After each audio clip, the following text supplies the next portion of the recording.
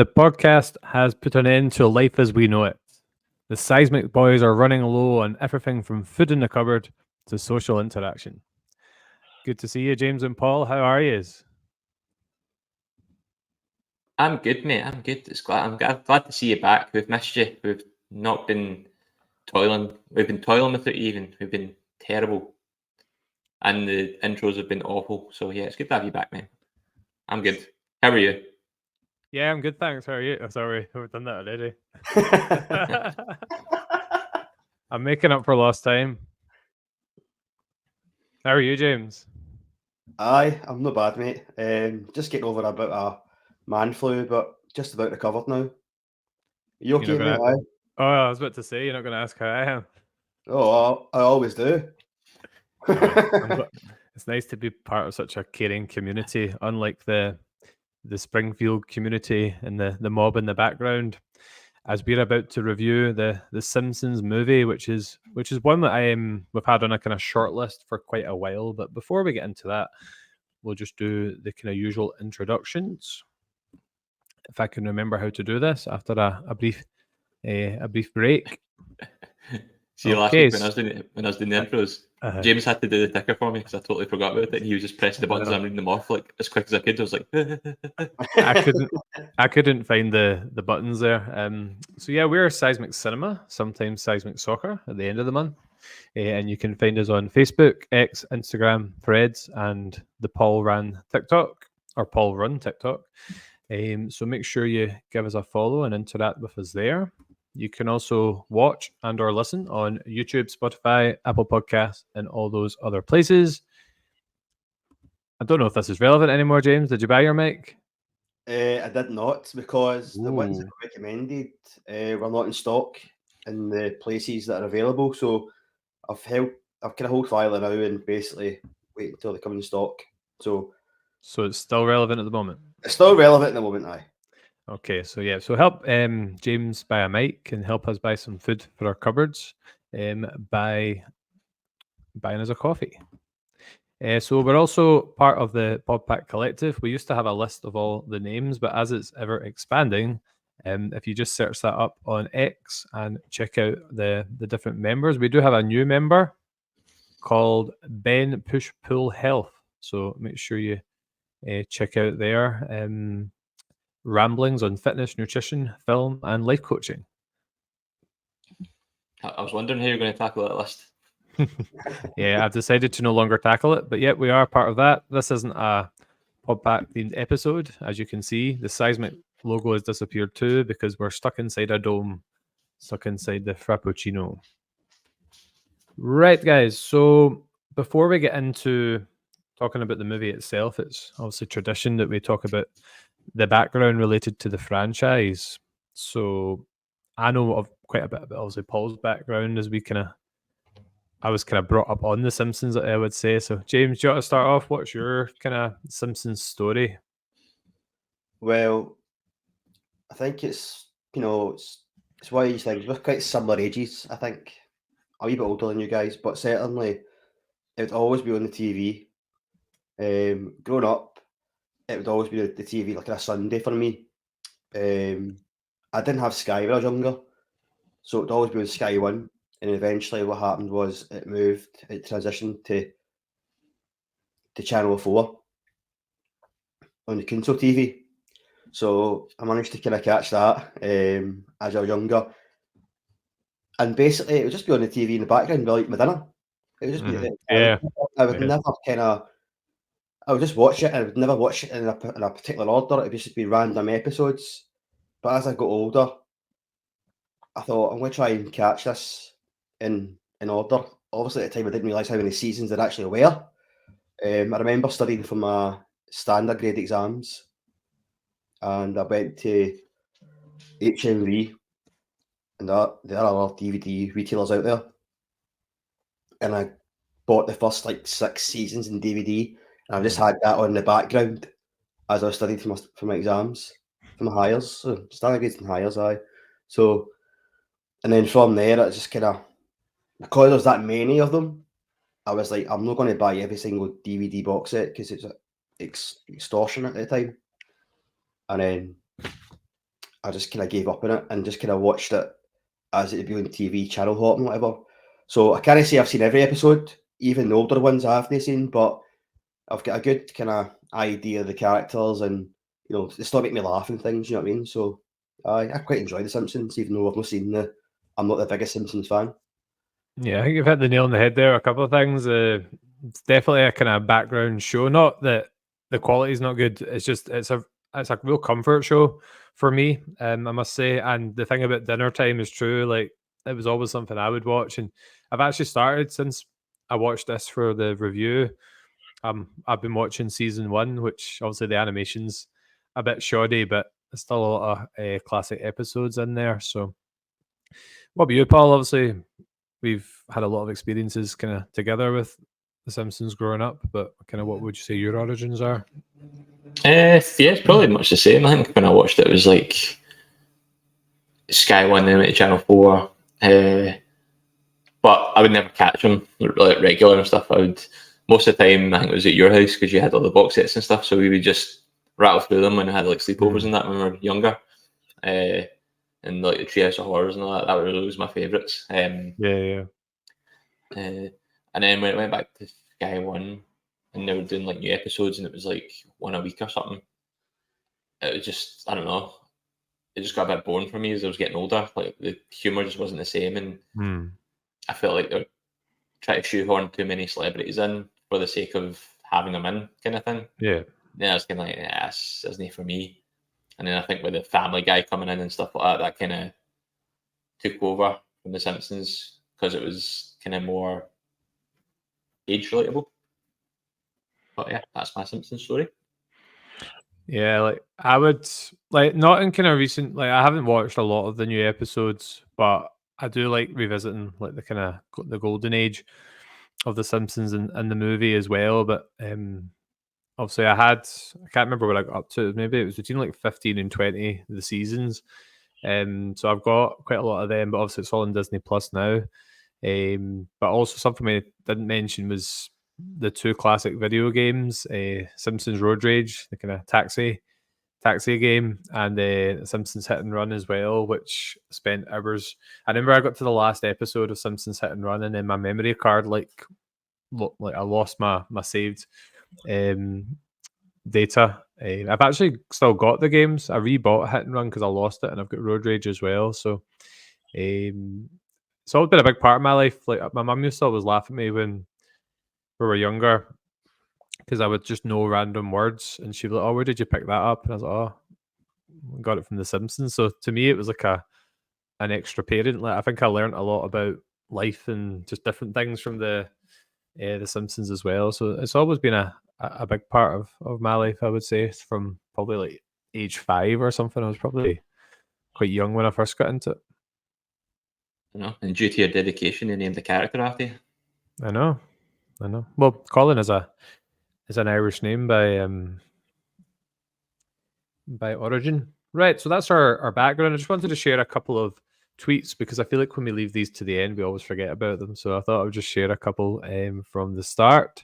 So our good man Craig from What's the Script said he went on opening night to see it as the biggest Simpsons fan ever. Well, that's a big claim, Craig. I'll fit you on that one. Enjoyed the movie, sang Spider Pig for 6 months. I can imagine him doing that. And then my love affair with the Springfield Massive faded away. My first tattoo was Homer. Craig, maybe the reason you went off The Simpsons is because you were singing Spider Pig for 6 months, but that might just be a guess.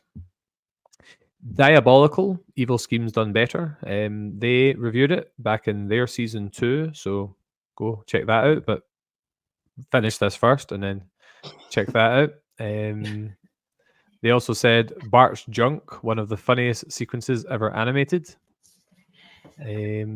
Watch it if you can, said hugely underrated movie. We did an episode ourselves about it, love it. So after you've watched us, after you've watched Diabolical, then check out Watch It If You Can, but check us out first. Chat Tsunami, leader of the PodPack initiative, said, remember being pleasantly surprised at how good it was when I saw it in cinema. I actually wrote a newsletter about it for an IT class in school. He sounds like you, James. I don't remember doing that at school, but aye. Just you and your essays. Aye. Also remember the Spider Pig being all over the marketing, but the biggest crime was not having Rainier Wolfcastle as the president. I always had it in my head that he was, and when I rewatched it this time round, when it was Arnold, I was like, I always kind of had it in my head that it was Rainier Wolfcastle for some reason. That was just me. Chat Tsunami also said he was surprised that there's not been a sequel after all this time. When I was searching up trivia for this, there had been quite a lot of talk about a sequel over the years, so it'll be interesting whether it'd be a good way to finish it. Like, I think we probably agree it doesn't want to be like Coronation Street. It's got to be something that actually has an end point, and then it gives the option of people going back and watching the whole thing if they want. Last one, Cinematic Leap. Loved this film when it came out. Seen it a few times since, and always a laugh. Spider Pig is great. So Spider Pig's getting a lot of love. And our very own James said this show should have finished years ago, but you misspelled years, and it says yeara ago. Typo. I was actually enraged. I just typed too fast and hit send. So I still stand by what I say though.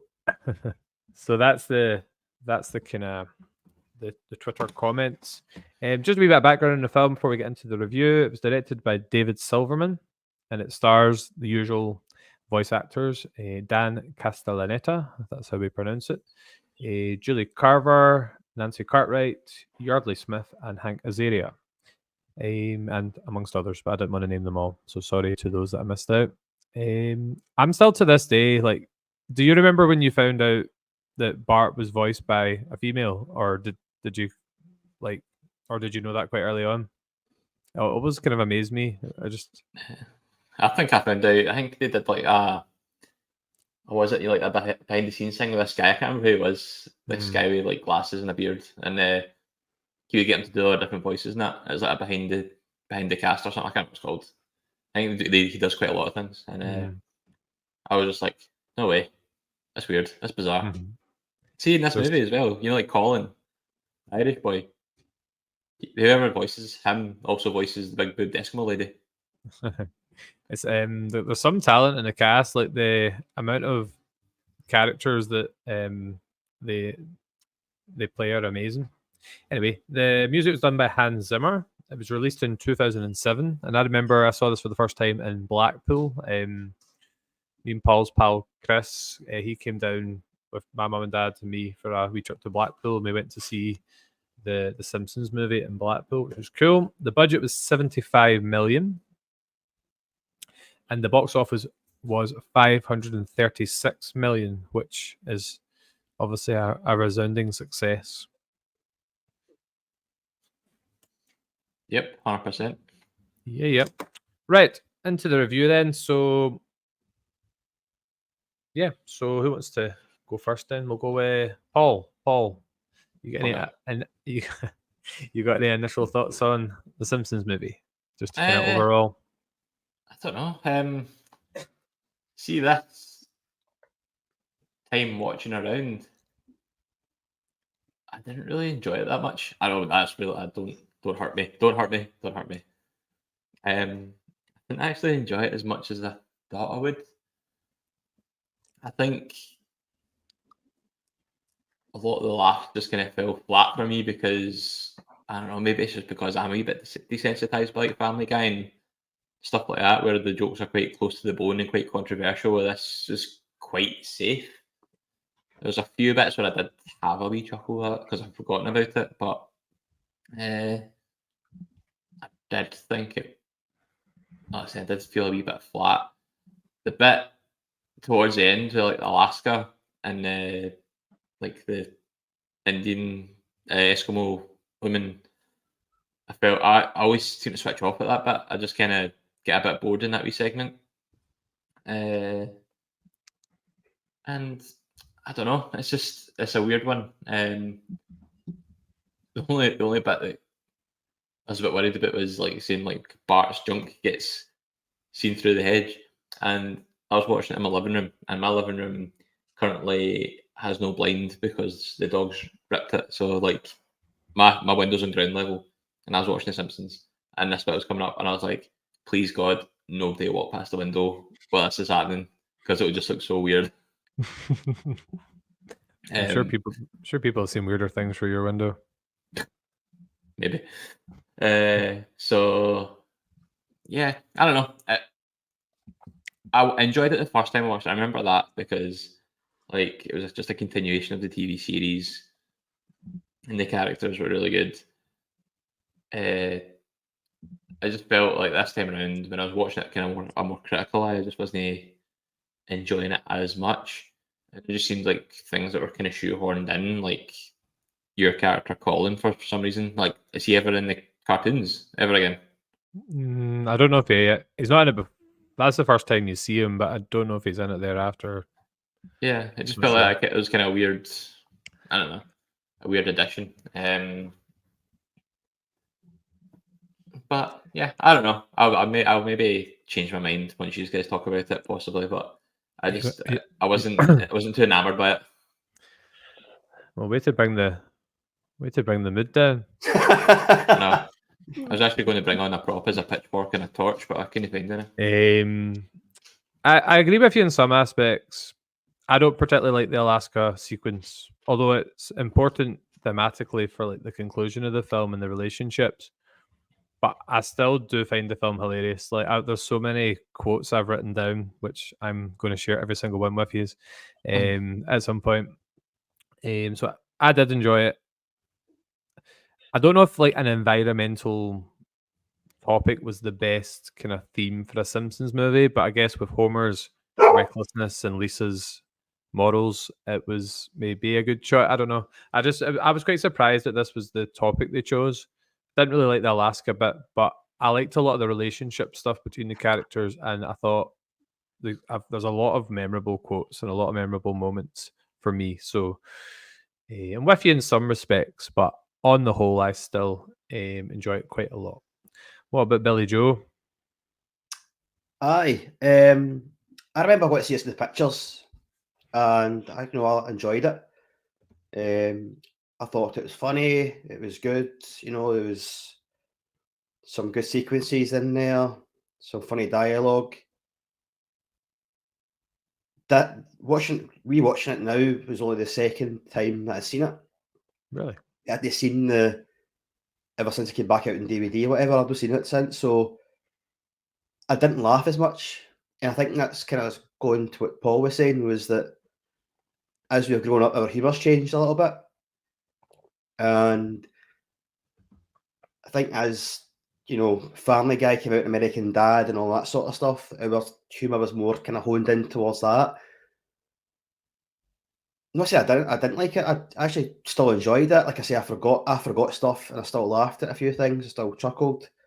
I do agree with you with the topic of choice, though, with the environmental kind of implications surrounding it. I think they may have chosen a better topic, but I still enjoyed it nonetheless. The Alaska part, I agree with Paul. I think it slowed it down quite considerably, I think. I said that as well. Oh, okay. You said it as well. So it's a wee bit like lemon curd for me. I don't really like it. Okay, so if things are slowed down, then I think it kind of harms obviously the pace of the film, and it could have been done a lot quicker. Could it have got to the point a bit sooner? Probably. But I understand. I said this exactly last week with the Terminator. There was a sequence in that I thought that maybe could have done a bit better, but I understand for the development of the characters that it had to be done. But it still could have been done a bit better, in my opinion. But overall, I know I'm not the biggest Simpsons fan. Don't pretend to be, but I still enjoyed it. I still laughed and stuff. Do you know what I mean? And if you're going to do the quotes, Colin, I think we should all have a shot at doing impersonations of characters throughout. Okay. Well, where do we go now then? So, has anyone got a particular quote that they enjoy? You're on mute, Paul. That's good then, because I said the quote wrong, so that's all good. I was elected to lead, not to read. That's a belter. That's a good one. I think there's a lot of quotes in this film that I quote quite regularly, and that's actually one that that's actually one that Aileen uses quite often if I ask her to like read some kind of document of sorts. So what about you, James? Right, I've thought about this. I'm not going to go through the obvious quotes, but I thought I'm going to try and do Marge. Now, this is going to be total rubbish. I apologise for anybody who can do the Marge, but I'll try to make it a bit comical, right? So, so I've got it here on my notes. So, it's when the mob come to the house and all that sort of stuff, and she goes, "Homer, you gotta go out there and face that mob and apologise what you did." There you go. Poorly done. Sound like a frog with a sore throat, but I don't care. There you go. You made the effort. I did. I don't really think I can narrow it down to one. Would you mind if I just picked out a couple? Not at all, mate. Fire away, mate. You're the host. Okay. Right. Let's see what where we get to. This isn't really a quote as such, but I really like the scene when they're walking into church and you see their shadows and they're just like bad mouthing absolutely everyone in there. Right. So a classic one is when the infamous Bart scene and it's like, "Don't look where I'm pointing." That one's good. Homer has got a great quote. Worst day of your life so far. Which is one I use quite a lot. You can't kill him if he's wearing people clothes. That's a good one as well. Don't know what the impression was right enough. But, I use this one a lot. You smiled, I'm off the hook. That's a good one for if you're in an argument with your better half. What? Don't smile. This is a good one as well. Oh, you're in trouble with that one, Paul. What? What if they don't smell? No, I'm just saying. That didn't mean me. It's been in general. Not that she listens anyway. There's one where Mo says, "This is why we should hate kids." I thought that was quite good. When Homer says "do," but then he says "do," or how does he do it? "Do." Yeah, that one. Let's see if there's any more. I've only got 2 pages. Harry Plopper, don't push that. If you do that, Daddy will die. That's something like a cat would do. There's a guy, when Homer does like the loop-de-loop with a bike. The first time he does it. On the circus or the fair? The carnival guy. The carnival, sorry, yeah. My wives are going to kill me. The Siamese twins. I thought that one was good. There's a wee bit. It's like a preemptive Star Wars reference where there it is. Is it Russ Cargill that's I have spoken, which is like a precursor to Queel in The Mandalorian. Why does Sorry, when you go. Why does everything I whip leave me? Oh yeah, for the Huskies. This one's a belter. There's something strange about that SOP sign. Yeah, so that was some of the ones I picked out. There's one I liked as well. It's got how they're putting all the stuff into the lake and all that sort of stuff, and it's got the mob and they're throwing the body. They're about to throw the body into the lake, and he goes, "You can't dump here anymore." And then Louis goes, "Hey Chief, I think that was a body in that bag." Oh, and he goes, "I thought that too, Lou." Until he said Jar Trimmings. you gotta learn to listen, Lou. Yeah. I thought, you guys said your humor's changed. I genuinely don't think mine has changed. Like, I just still find this film hilarious. But it's not all about the hilarity. There's a kind of subplot all about Bart's discontentment with Homer as a father and how kind of Flanders starts to play that role. And start with Paul. Paul, what did you make of that kind of aspect of the film? Paul went first the last time. You're goddamn right, I did. Did you just quote me? Right, you can go first, James. There you go, Paul. Sorry. I don't know what I do now. Right. You're like the so- guy. You're like the guy who's like, if I stay, I'm trapped. If I leave him alone, I'll never see my kids again. I'll never see Venice. I've seen that. I've never seen Venice. Yeah, so I think it was quite an interesting thing. I quite liked it. Like Flanders took him under his wing, and that Bart has some discontentment towards him. Like you could always see Homer just being a total arse. Like instead of just taking like an hour's parenting class or something, Bart has to go to court because of a dare that he dared. And it was quite nice, the wee moments he was having with Flanders. He was actually getting shown some attention and stuff, some love.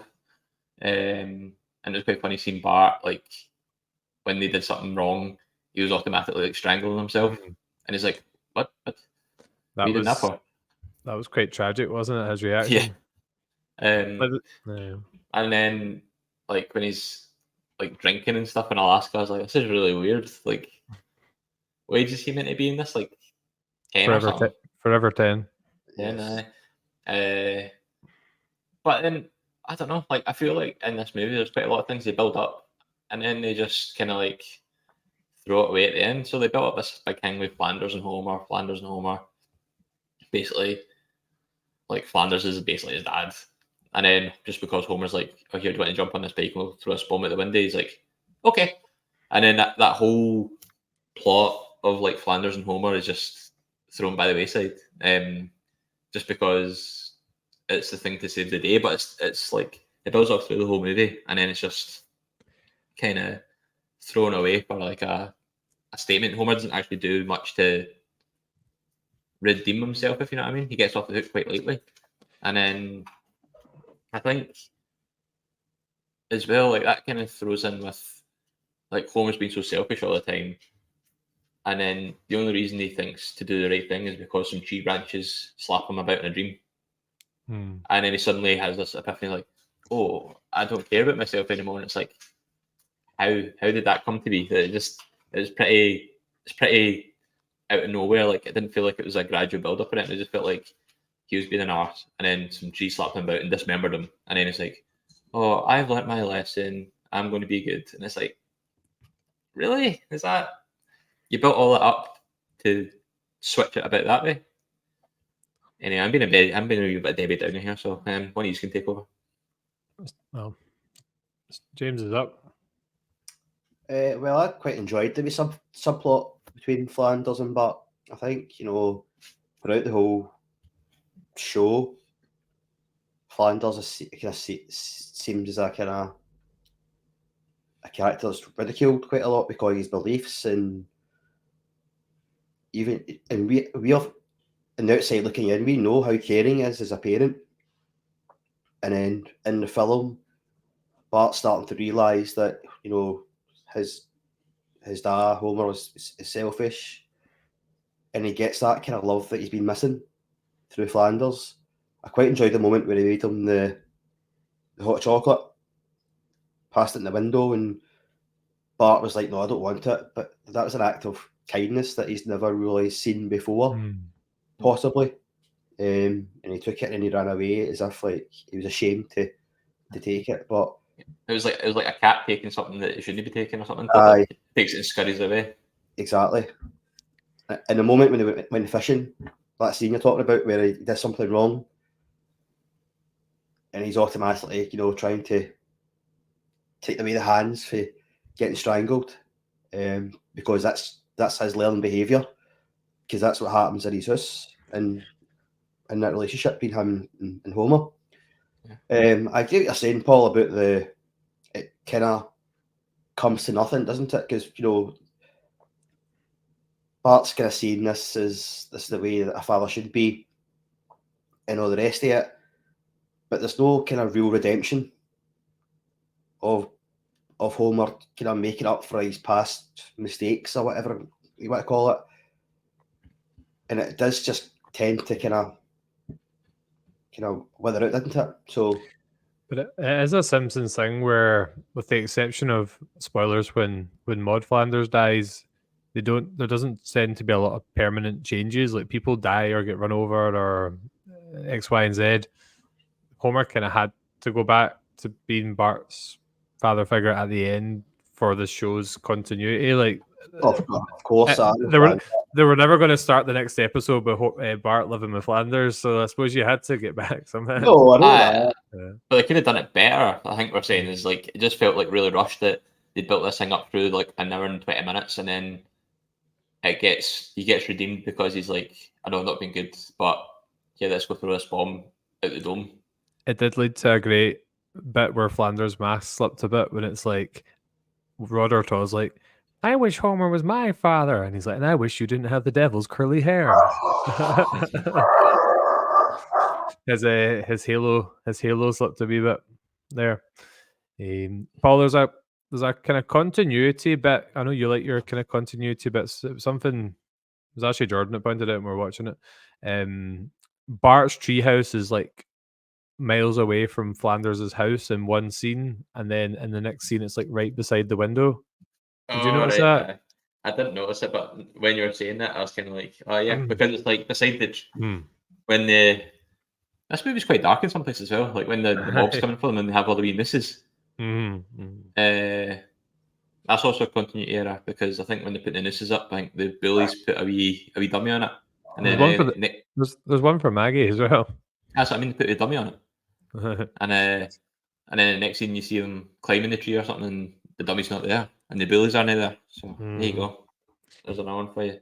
Talking about the Simpsons being dark, I think they've always you've kind of forgotten about the dark aspects because they cover it over with humor. But see, when I've been rewatching season 1, it's only like the third episode. It's the one where Homer loses his job in like the third episode, and he's about to go and jump off a bridge with a boulder tied around him, and it's like you don't really realize it when you're a kid because obviously you don't really understand some of those things when you're a kid, but there is like real underlying darkness in the Simpsons. I think child abuse and all sorts. Lots of child abuse, yeah. Homer's not a good person. Before we get back to the fun bits, there's obviously the whole kind of Homer Marge situation, and I thought the scene where, or I'll ask you guys, that's the host job, so I'll go with James first this time. James, what did you make of the scene where Marge is kind of taped over the wedding video? I don't know, mate, to be honest with you. I mean, is it that bad? Is that a big a deal? I would say so, yeah. What was on it again? That's one of your questions for later on. No, it was their wedding video. It was on like a video cassette. Aye. Oh no, I know, but she taped over it. But what was on it? Did she not just tape over it with her talking to him through video? Oh, at the end, so was it a big? I don't know. I suppose it is a big deal, isn't it? But does that no kind of? I don't know. There's also a theme there in terms of their relationship. So Homer's went through life being selfish. Is this her kind of mirroring that? Is that her saying something like, well, if the marriage didn't matter or whatever, then to you, this is what I'm kind of doing? I don't know. Yeah. What were you, Paul? I think like wedding videos are quite symbolic to the females when it comes to these things. So I think for her to tape over it showed the severity of what she was trying to say. Like she was willing to tape over a wedding video to get this message out. That's how important it was that he has to watch this. So can we rewind a second there, Paul? I'm quite fond of my wedding video as well. And I stand by my statement. Are you the female in the relationship? Oh yeah. Pretty much, cool. So obviously, by the way, if you've reached this point of the the podcast where you need to stick around to the end because we're going to do a little trivia contest. But I wondered if there was any kind of wee Easter eggs or nods to popular culture that you picked out from this one. We'll start with Paul this time. Was there anything kind of you picked out in terms of wee nods and references? Let's see. Not I can think of. You're not been making your notes, Paul. Just watched the movie, enjoyed, had a good time. Yeah. Did you? Oh, you did right the second time. You didn't make any notes, and you didn't have a good time. So, maybe I wasn't invested in this one as much as I should have been. It's not Terminator 2, let's be honest. It's not Terminator 2. So, James, did you see any Easter eggs? That's my job. James, sorry, I had to pass the ball there. Well, in terms of popular culture, the scene at the start with Green Day. So Green Day is one of my favourite ever bands. And having them on that was good for me. I quite enjoyed it. I enjoyed that scene for a number of reasons. One, it's Green Day. I know you're going with this. One, it's Green Day. Two, that they sing the Simpsons theme, and how easy that is to sing. They still use the teleprompter. And Green Day are big on kind of environment issues and stuff like that as well. So they tried to take the government to task on a number of issues. One was the environment at that moment in time. I did enjoy the bit they said they'd be playing for 3 hours because they do have long sets. And also, they made a nod to the Titanic. So Mike Dunn, who's the bassist of Green Day, said it's been an honour playing for you guys today, and then gets the violins out, and then the stage sinks on its side like the Titanic did. So that was a nod to Titanic as well. So that was quite a nice scene. James, you're not going to credit me because I brought that up during our Titanic review. You did actually. Well done. So let me see your homework, and I'll change it up a little. So yeah, check out our review of Titanic. Are you saying I copied your homework there? Yeah. Absolutely not. It's actually a fact. It's there in the Simpsons. I was just waiting for you to be as mentioned in the Titanic review. Oh, sorry, no. And by the way, you can see that in the Titanic review. Aye. Paul, can you insert a wee button to the right while linked to the Titanic podcast? I'm not sure I can do that, but sure. But you can check out the Titanic podcast after you watch the Simpsons podcast, which should be saying. Yes. Also, see when after the Green Day bit, they die, essentially. That moment when they go to the church, you can see the shadows. We were talking about earlier on, Colin. On the organ, they're playing American Idiot, which is a song of Green Day's. That is a song. And what's the guy's name? The Reverend again? Lovejoy. Lovejoy, that's it. He goes, after another rock band has died in this town. So that was good to see as well. What about you, Colin? Other ones? Well, unlike Paul, I did make some notes, so that's fine, by the way. Yes, there you go. This is my notes right up here. It's not working. It's not working too great. The opening theme, or opening theme for the Connection Scratchy montage, which was great, by the way, was from 2001: A Space Odyssey. Aye. What else have we got? Never seen it. The kind of meta intro. I can't believe you guys are paying to watch something that you can see on TV for free. That was a good bit. When Maggie's playing the Baby Blast game. No, Bart's playing the Baby Blast game in the church, and then Maggie steals it off from him, kind of puts it down her top. I thought that bit was good. What other ones? Oh, did you see the bit when they get locked inside the dome and everyone ran out the church into the bar, and then everyone from the bar ran into the church and they just swapped positions? I thought that bit was good. That's not an Easter egg. That's just a good part of the movie. It's funny though. Swapping homes, if you like. Can I say Yeah. something, Colin? I meant to say this, but see have you ever read or seen Stephen King's Under the Dome? No, it's like the same plot or something. Yeah. So basically, I've only seen the first season of it, and I've not read the book, but it's quite simple. I don't know. I just searched this up. So Under the Dome was released in 2009, and this was released in 2007. Is that right? Yeah. No, I was like, surely Stephen King has to have ripped off the Simpsons here, because it is like totally the dome is put in this wee town, and it's like chaos within the dome. Do you know what I mean? It's like all sorts happen, and similar to what you see the Simpsons at the end. He's kind of seen that, but I thought surely he's not ripped it off. But on interviews and stuff like that, he said that this had nothing to do with the Simpsons. Like, so I wonder. Yeah. I don't know, man. No, it's an interesting one. Speaking of the dome, where did they get their air from? Don't know. There's probably some holes in it somewhere. Because I was looking at it, I was like, huh, it's pretty airtight. And you see the nuclear power plant in the background spewing out the fumes. I'm like, oh, they're all going to die pretty soon. Yeah. Yeah.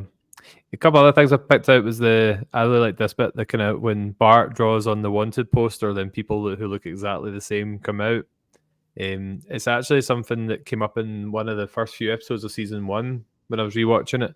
They go in to do the therapy episode where they're all like zapping each other. Yeah. There's like a family that's basically just like them that come out of there. There's a few cameos that I thought were quite good. There was a Stampy the elephant, Bart's elephant. Where's my elephant? Dredrick Tatum's the boxer is like punching the dome.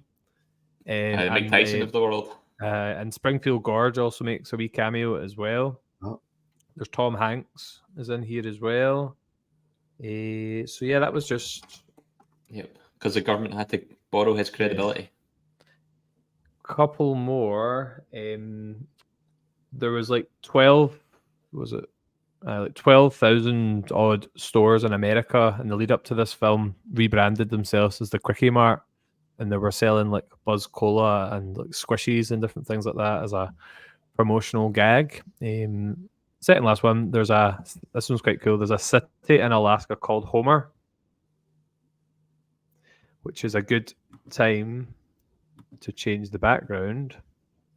And do you remember the episode where Bart tries to jump Springfield Gorge and then Homer falls down it? Uh-huh. Yeah. You can still see the ambulance from when Homer got rescued in the scene towards the end of the film. So that was just some of the wee bits of trivia I noted down. No, there probably is a lot more that's never noticed. I don't know. I might be wrong, but have you guys seen Evil Dead? No. Evil Dead. I've seen Evil Dead Rising. Well, so like, see the original, the newer one. You know Bruce Bruce Campbell's Campbell? in the Spider-Man films. Aye, I'm sure there's a bit where I can't remember what was happening, but somebody's running past like the mob or something. I don't know if it's the mob. I think it's near towards the end of the film. I'm pretty sure Mo is dressed up as Bruce Campbell. Like he's got like a blue shirt on, and he's got like the kind of bandolier thing across his. Aye. And I was like, that's a bit weird. Aye. I'm going to check that out. Could be. I don't know. It's just a weird one. I noticed. I was like, is that right? See, for me, I would have liked to have seen a wee bit more what happened under the dome in Springfield. Rather It than... kind of just goes. It's kind of just like, all right, 1 minute, and it just shite the next. Everything's broken. Just forget about it, don't they? And then they come back at the end. It's just a kind of shambles, yes, in a town. So I'm like, I like to saying, like, even if it's just cutscenes, like this is what's happening now in Springfield, and it's all carnage happening, and then go back to the plot. Do you know what I mean? So they do that with some of the news reports that Kent Brockman does and things like that, I suppose. I mean, the electricity grid's going out, and they steal all the Moe's Tavern when the lights go out, like after 2 seconds, and then Aye. They like try to plead with Mr. Burns to use his power from the power plant. They're trying to give him compelling arguments. People will die. We're gonna use the electricity to fry someone in the morning, but now we can't. He's like, okay, I'm listening. And Apu's like, oh, never mind all that. Just look into your heart. And he's like, release the hounds.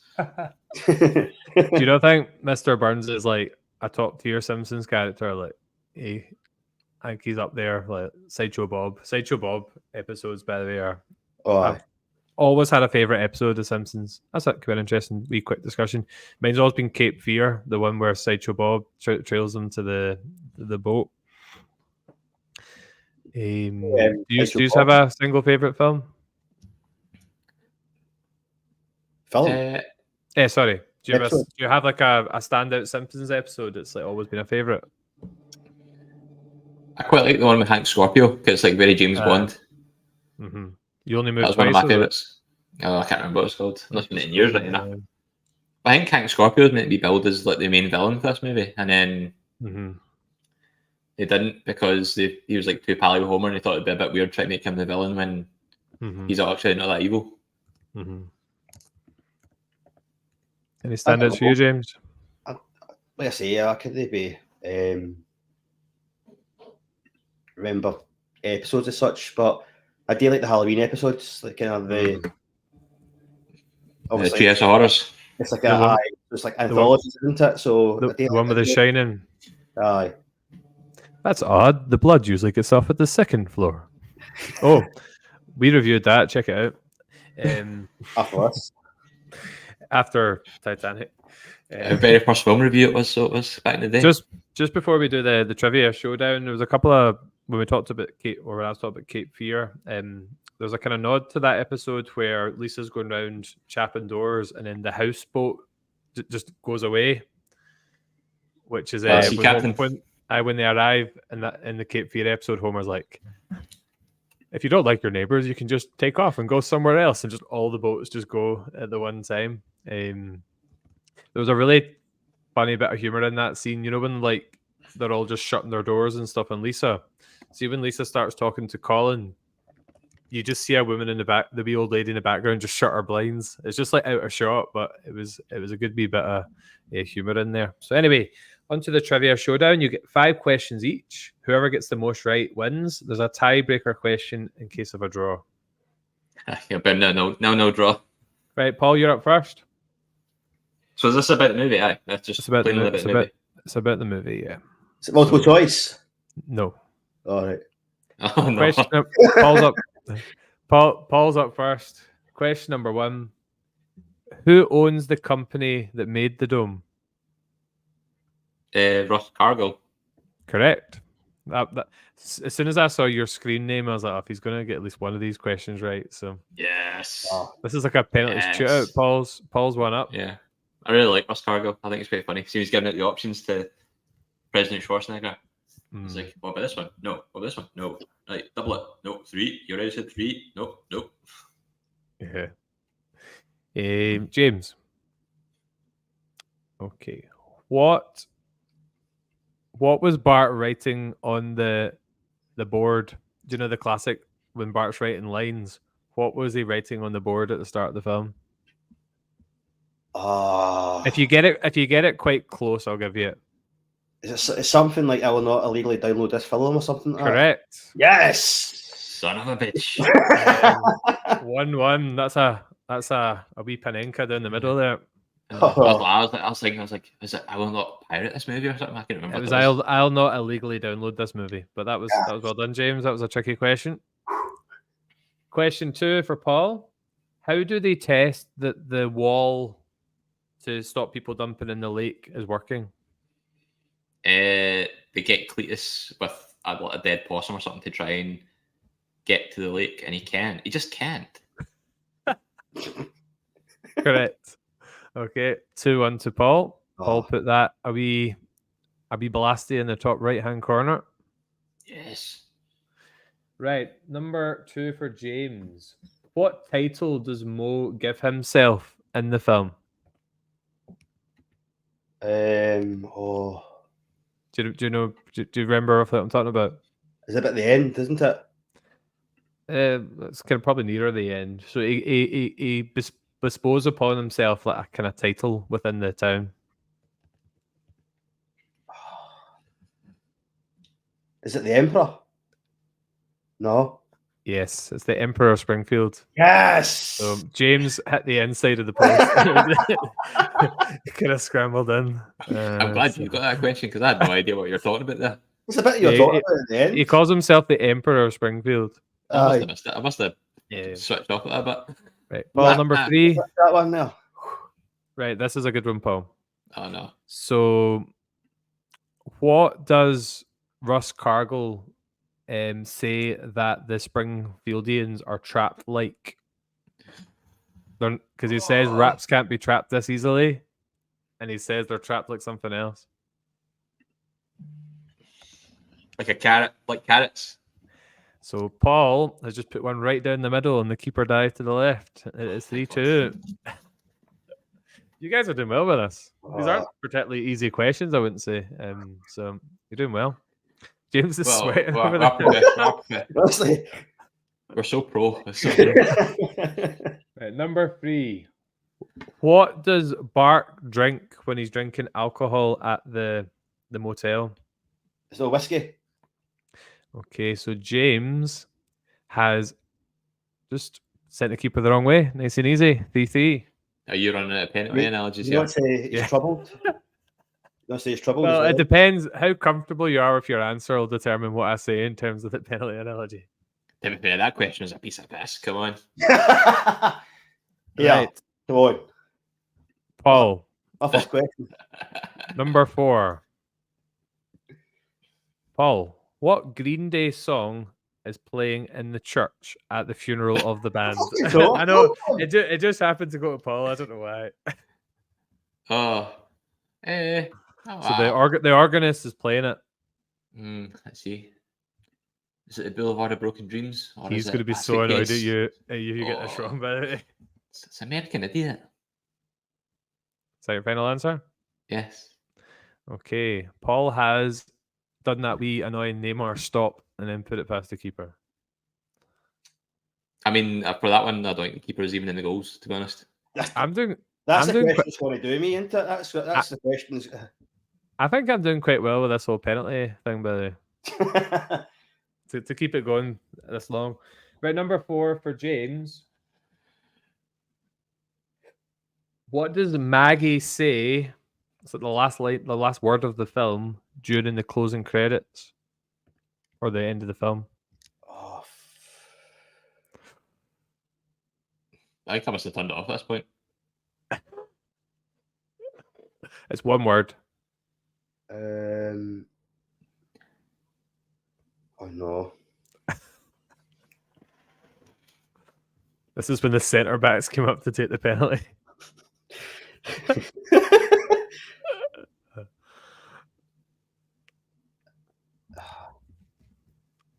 I'm going to get this wrong. I can't remember. Is it Mummy? Is that your final answer? I'm going to have to just say aye. James says... Do we get a chance to steal? Huh? No. James has skied it into the crowd. He's done a Harry Kane. And the answer was sequel.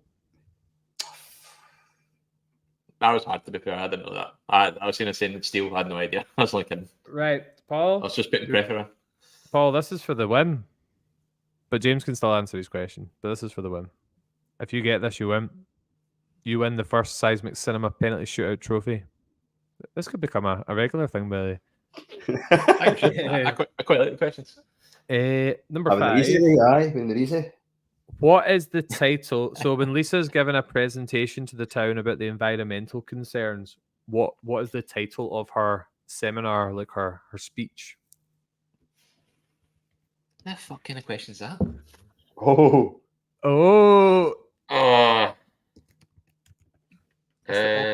Right footer from... what's the analogy for this one? Paul, the keeper. No, somebody encroached the That's penalty that's area. Someone's encroached the penalty area, and you've had to wait a wee bit longer. James is doing the Jersey Dudek, jelly legs on the line.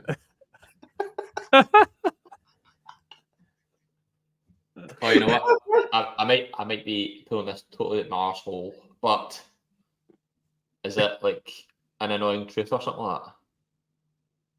Is that your final answer? It's the best I've got. Well, Paul has hit the inside of the post, and then it's hit James, and it's not went in. It was so close. It was An Irritating Truth by Lisa Simpson. Oh, it's the same bloody thing. Nope, you hit the post. Oh. James, you get a chance to equalise here. Bastard. Right. Name the video game with the funny name that Homer was playing in Alaska. What? I remember So this. Homer's playing a kind of Alaska-themed video game when he's in Alaska, and it's got a really funny name. I must have missed that bit enough. I'm not even sure I watched this film. Can you name it, James? If you wait, does Paul win if James gets this wrong? Aye. You must be. It's an Alaskan game, isn't it? It's so to give you an example, they call Moe's, they call the pub Eskimos, so that they're given things like a kind of Alaskan theme. But there's a game that Homer's playing. I think it's in the pub. He goes to the pub in Alaska. What? No, I don't know if he goes to the pub, but he's playing a game, and it's got Yeah. a funny kind of memorable name. It was something I wrote down when I was watching it. Oh. Get that memorable. I need to score here. Can't let Paul win. Come on. No. Big Clement here subbed himself on for the final penalty. James is doing that stutter thing that players do when they're nervous. He's doing a Latero. Was it Latero Martinez? Try to flick the ball up into his hands and he can't. Try to pick it up. Keep dropping it. Oh no, you're doing the Henri and Pires thing. It's something like Grand Theft, something like that. Grand Theft.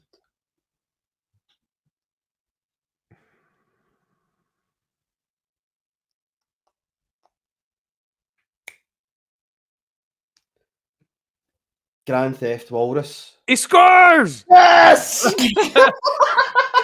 Hoodie over his head. No! Oh, Yeah, get in there. that was a dramatic moment. Oh my god. I seen his dog holding up Google at the side there. He just looked to his left and he got it. Oh. I Cheers, can't believe you. Danny. I can't believe you pulled that out Oh, I of knew it was out of the air there. Grand Theft. Yeah, Grand Theft Walrus. Oh, That's Right. I've used my It's- GLP card. That's it, man. It's sudden death. so how does this go then? How does this sudden death go? So whoever mutes their mic first gets the Whoever answer. mutes. What? So Whoever- I'll see the symbol on my screen. So hover over the mute button, hit it. Whoever hits it first gets first go at the answer. What if your laptop's a bit unresponsive? Right. Okay. So put. How do we do this? Right. Put your right hand in shot. What? What are we doing here? Well, what? Could you suggest what a good way to like decide who I think, gets if, I think the- if you know the answer, you shout out your name. How about that? Right. Okay. Do that then. So the Screen tiebreaker. name, screen name or your own name? Yeah. Screen name. Oh, fuck. Russell Right. Cargill. Well, Joe. Right. The tiebreaker question: when the roof falls in, when Homer and Bart try to fix it, Grandpa Simpson is reading a magazine. Hello, Joe. What is the name of the magazine? So my notes. It's called Oatmeal Enthusiast. And James has won. Yes. Oh, Paul is on his knees. Paul To is be, lying fair, down. to be fair, he had the answers in front of him. So, but he wrote notes. I'm allowing it. Wait, VAR check. VAR check. Wait. I need to go look at the screen. See, says anything like something to do with oatmeal, but I can't remember what.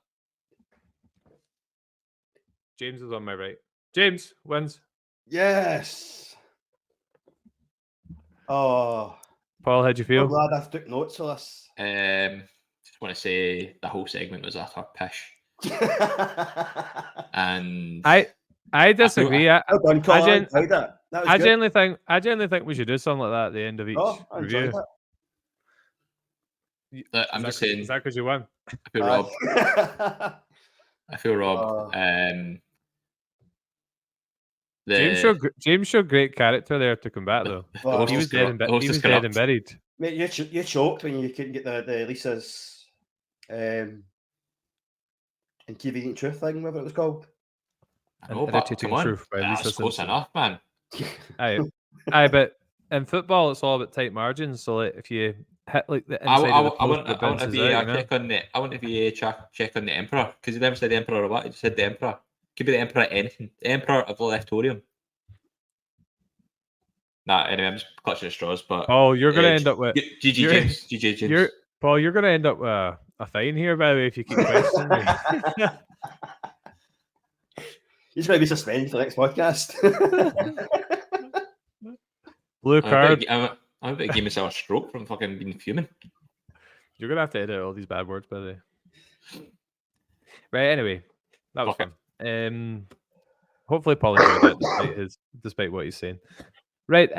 It's that time where we give our the seismic scores, the scores on the doors, and I'm dreading to think what Paul's put. So let's leave Paul to the end and try and keep a bit of positivity. So we'll start with James. Out of 10. I have given it a 7 out of 10. Now I've kind of noted down. I don't want to go back into the whole thing again, but there's scenes I didn't like so much. So like I said, I like to see the carnage under the dome. What Springfield would have been like at that time. It just kind of cut to the end of the carnage has happened. I would have liked to have seen Raina Wolfcastle as the president, not Arnold Schwarzenegger. I feel like Schwarzenegger was already portrayed as him. It would have made much more sense for him, in my opinion. It was not just because he was a governor or something at the time, so it's kind of play on that, wasn't it? It was, I know, I understand that, but just for the film and TV show continuity, I think it would have been better. And Colin, sorry to say, I did not like the character Colin. That's okay. I didn't like Colin Creevy in Harry Potter and the Chamber of Secrets either. So Collins aren't very well portrayed in films. And they're a bit of a letdown in real life.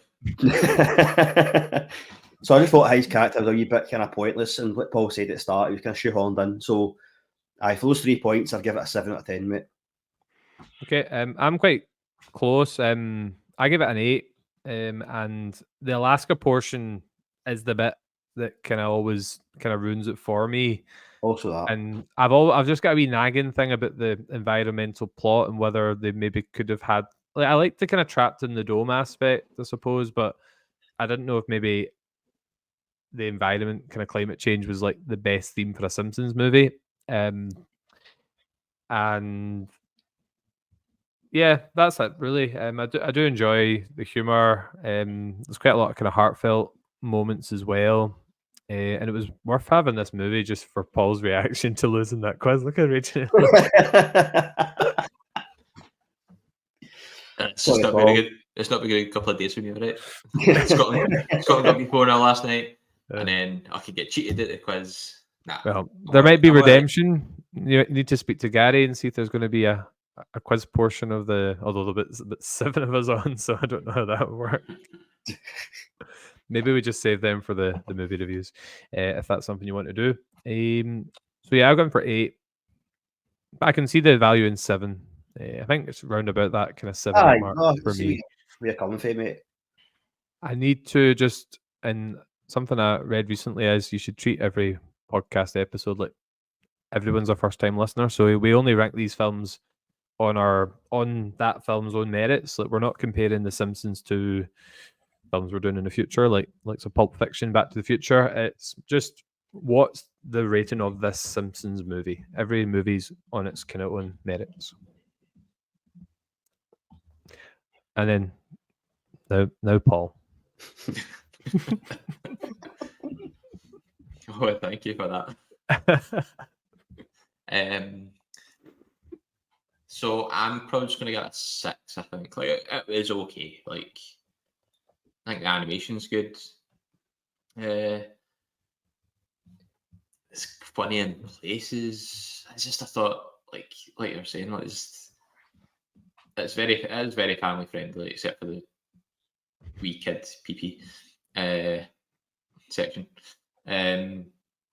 But I don't know. I just like I was saying at the start, it just kind of falls flat for me. I don't feel like there's much rewatchability in it for me. I think because I watched it the first time, that's when you get the laughs, and then the second time, because you know they're coming, they're not really that funny. You don't see much kind of it's not many layers to it, if you know what I mean. It's just what it is. And the Alaska bit was pretty boring, as you can tell, because I missed most of the questions that were in Alaska. And like we were talking about before, like some of the themes that run through the whole movie just kind of get thrown to the side at the end. Like they're resolved really quickly without a satisfying redemption, if you know what I mean. So I'm giving it a 6. Like it was okay. It wasn't bad. Like no, I'd still if it was on TV, like I wouldn't turn it off on it, and I'd probably still watch it. But it's not up there for me as a like top tier movie. So 6 for me. I'm quite surprised you gave it a 6 after how you've been talking for the whole episode. But yeah, I get it. I disagree with you, but respect your opinion on the humor. I still find this film really funny, actually. It's more the because you're so immature. Oh well. Yeah. Jokes. May as well stay young at heart, you know. But yeah, it's more for me like maybe some of the choices of themes and like the plot points. I think I found it funny. There's a lot of kind of physical humor as well. Like, I think Simpsons is really good at, like, with the women closing the blinds and the boat going away. It's like these things that are happening in the background. I still really enjoy it. I'm very nostalgic for this film, I must admit. Fair enough. I agree. I think it's still like I found myself still laughing at it and stuff. Do you know what I mean? And even though my humour's changed a little bit since I started watching Simpsons, but I still appreciate it for what it is. You know what I mean? So even though I gave it a 7 out of 10, I was critical on some points. It still made me laugh. Do you know what I mean? So I can't. Paul, is your sorry, James, on you go. No, that's fine. Done. No, I was just thinking with Paul, is this your like opinion on The Simpsons as a whole now, or can you still watch like the classic episodes and have a great time, or is it just a movie? I don't know. I would quite like to go back and watch some of the older episodes because, like, I always felt like Simpsons went like towards the end. That Simpsons always was very quite like Americanized. Like the jokes were very like they'd always reference some sort of like American celebrity or something to do with America, and I never really twigged with me like when I was younger. So I'd be interested to go back and see now that I know more about the world. If I catch these references more, if it makes more sense and increases my enjoyment. But I don't know. I'd probably still go back and watch them because, like I said, I really did enjoy certain episodes and that. So, like, I wouldn't say Simpsons as a whole was ruined for me. I don't think the movie was as good as the TV series most of the time. But it's just my opinion. I've got a wee idea, guys. See, kind of Halloween time. Do you fancy doing like a wee Simpsons Halloween special, kind of Seismic Cinema episode? Aye. And we could talk about the Halloween episodes, but also maybe just some of the kind of general classics, and it gives you a decent amount of time to go back and maybe watch a few. I'm up for that, mate. Aye. Sounds good. I'll put that into the planner because we'll forget we discussed that. Anyway, just to kind of sign off. So if you enjoyed the podcast or if you just want to be nice, then you can follow us on all these social media platforms and you can subscribe or follow us on YouTube, Spotify, etc. And if you could share our podcast, that'd be great. You can help James buy a coffee and the additional Simpsons DVDs for his collection by buying us a coffee. And make sure you check out the PodPack Collective.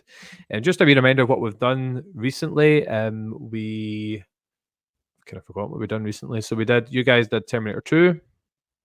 We've done a Seismic Soccer episode, and we quite recently did a Titanic, The Dark Room, and Shaun of the Dead. So if you can go back and check out some of those. And also we talked about our reviews of The Shining and Titanic as well. So worth checking those out. Next week we're doing Seismic Soccer number something. 6 or 7. 6. We're having some special guests on, Paul. Yeah, we've got the We Needed Roads podcast. We've got the boys on from that. I think they were chomping at the bit to get on. So quite looking forward to it. I think one's an Everton fan, one's a Liverpool fan, and I don't know what the other one is. So yeah, it'll be quite funny. I think it'll be quite good to maybe get some talk about rivalries or something, maybe, possibly. Yep. And in April, we're all kind of taking a chance at choosing a film. So I'm going to be hosting Good Will Hunting, which is an absolute classic. James is going to be hosting Back to the Future with hopefully some special guests. And Paul's going to be hosting Pulp Fiction. So Motherfucker. That's the plan for April. You can edit that bit out as well. What is it? And just before we sign off, we do have a special slogan here at Seismic Cinema. So will we do it on a 1, 2, 3? No, that's a bit cringy. So who's taking it, Paul? You've been the menace this episode. What's the slogan? It's the power of escaping the dome. Yes, and it's also the power of escapism. So I hope you enjoyed escaping reality with us. So we'll see you next time. Sequel. Oh, nice.